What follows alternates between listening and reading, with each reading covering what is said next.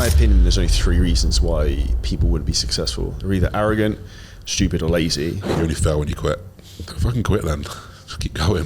How has moving to Dubai changed your perspective from a business point of view? You turn left, you get humbled. You turn right, you get humbled. You look in front of you, you get humbled, right? You don't have the nicest car. You don't have the biggest bank account. If you're at the beginning of your business, at the beginning you have to eat shit and just fucking do loads of stuff, and just it's going to be hard, and that stops so many people doing it. So if you went back, would you change the strategy from the beginning? If I went back, I would have gone... So if you're in the fitness industry and you're an online coach, or you're just generally interested in bodybuilding, this is going to be a ripper of a podcast. We've got Mr. Josh Bridgman, IFBB Pro, rapidly scaling his business, and someone who's also just moved to Dubai. So big thank you for your time today. I appreciate having me on, my man. Thank you. It's interesting because we've bounced around in the similar circles for a while, of like in gyms, even in the UK, of Physique Warehouse, maybe Crayford, King's Gym. So it's interesting being a few years down the line where both of us are now and things going on, right? For sure. Did you ever think, when maybe it was Gloucestershire you were from originally, right? That you'd be in the position you are now, having a hugely successful coaching business, being an IFBB Pro, and then living in the Middle East? Yeah. I think honestly, like, I've always had big ambitions. I've had a very blessed, fortunate upbringing where we traveled a lot, or went on holidays, I should call it, not traveling. So my eyes were open to what was possible from a very young age. So I knew that's where I wanted to be able to do that stuff for myself.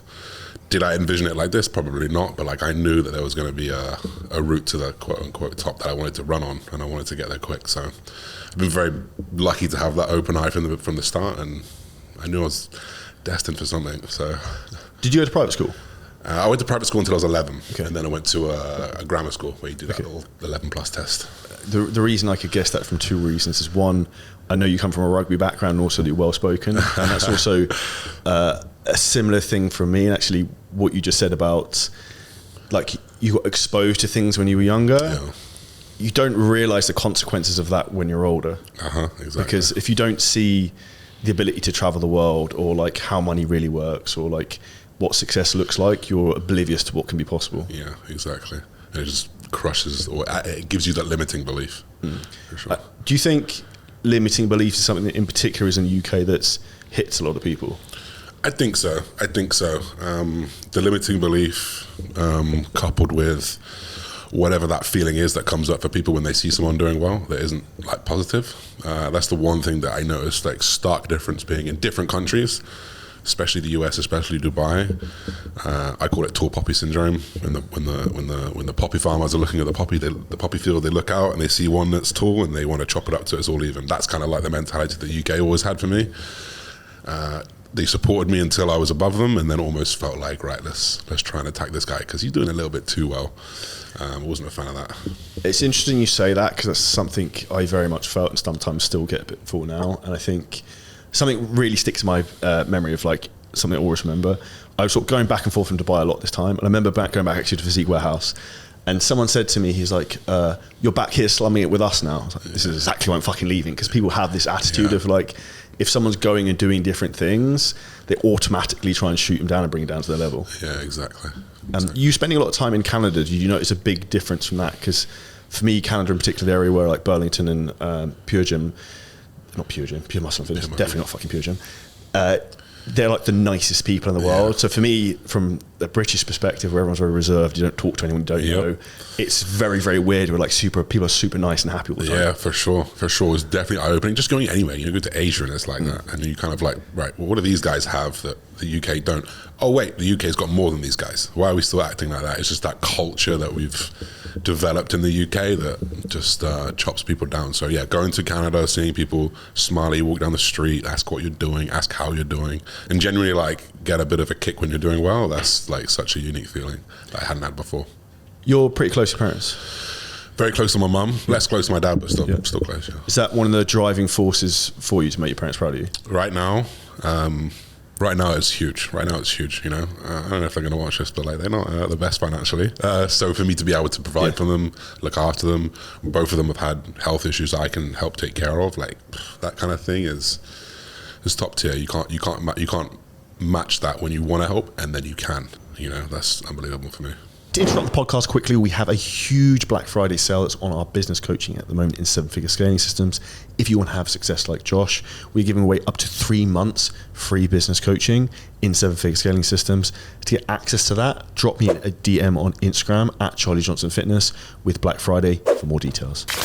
And that's what you just said there is one of the most interesting things for me personally, because people don't understand how selfish they are being by not maximizing their potential in terms of the money they can make, the people they can help, because at some point it's not about you. Like, I don't fucking need anything else anymore.